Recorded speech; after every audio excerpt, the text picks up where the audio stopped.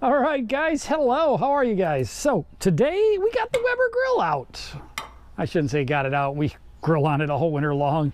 But we're getting ready to cook some beautiful looking ribeyes right there. If you guys haven't tried this stuff, this is awesome stuff. I just smother the steak in that. Whew, so good.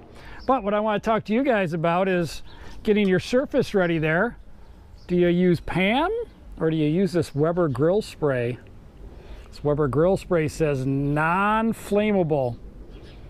It doesn't say that on the Pam. We don't want these steaks sticking, so let's try this out and see what happens here.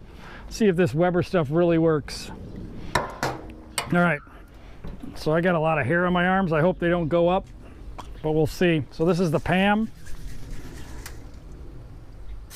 Whoa, whoa.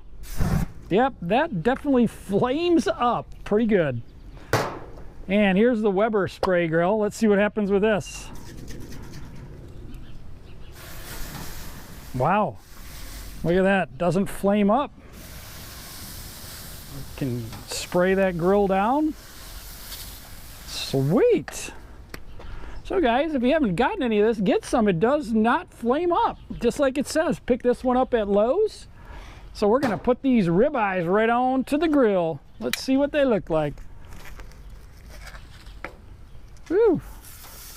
We like ours medium rare. So I usually do 3 minutes to 3.5 minutes on each side. And we'll close the grill top. Then I'll tell Siri to set my timer. Hey Siri, set a timer for 3.5 minutes. Okay, your timer is set for 3 minutes and 30 seconds. All right, guys, we're gonna close this top.